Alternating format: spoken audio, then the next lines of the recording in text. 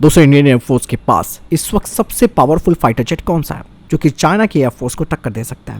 दरअसल रशिया के द्वारा निर्मित Su-30 MKI और डसॉल्ट फ्रांस के द्वारा निर्मित राफेल भारतीय वायुसेना के अब तक के दो सबसे पावरफुल फाइटर जेट्स हैं।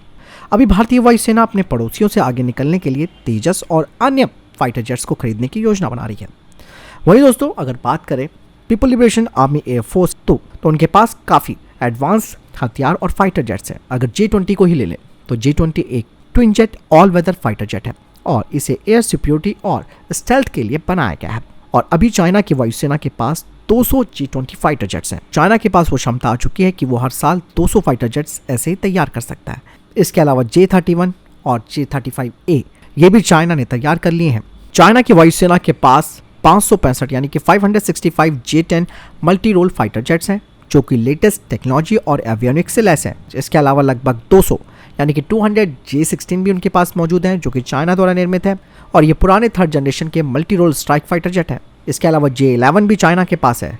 इसका निर्माण रूस और चीन के द्वारा सहयोग से किया जाता है। यही नहीं, चाइना के पास 100 Su-27 यानी कि Su-27 और 100 Su-30 भी हैं और लगभग 40 Su-35 भी हैं। ऐसे में दोस्तों, अगर आप समझे तो इंडियन एयरफोर्स के लिए चाइना की वायुसेना से आगे निकलने के लिए अपने वर्क हॉर्स Su-35 MKI का इस्तेमाल करना भी मुश्किल हो जाएगा, क्योंकि चीन के पास PL-10 जैसी 150 से 200 किलोमीटर की लक्ष्य सीमा वाली बियॉन्ड विजुअल रेंज मिसाइलें भी हैं। इसके अलावा उनके पास PL-15 भी है जिसकी रेंज 200 से 300 किलोमीटर है।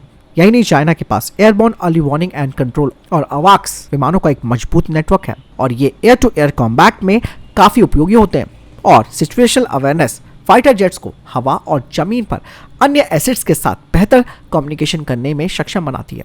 वहीं इंडियन एयरफोर्स अवाक्स और इलेक्ट्रॉनिक वॉरफेयर एयरक्राफ्ट हासिल करने के प्रोसेस में है।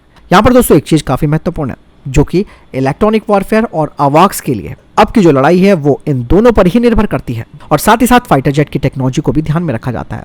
और सबसे महत्वपूर्ण बात होती है कॉकपिट में बैठा पायलट किस तरीके से अवाक्स और इलेक्ट्रॉनिक वॉरफेयर का इस्तेमाल करता है। हालांकि इस तरीके से ये पक्ष तो पूरी तरीके से चाइना के फेवर में जा रहा है, लेकिन मैं बता दूं कि भारत के पास S-400 भी है जो कि बड़ी संख्या में चाइना के फाइटर जेट्स को हिमालय को पार करने में रोक देगा। और S-400 का सामना करने के बाद चाइना के फाइटर जेट्स केवल एक कागजी फाइटर जेट्स है।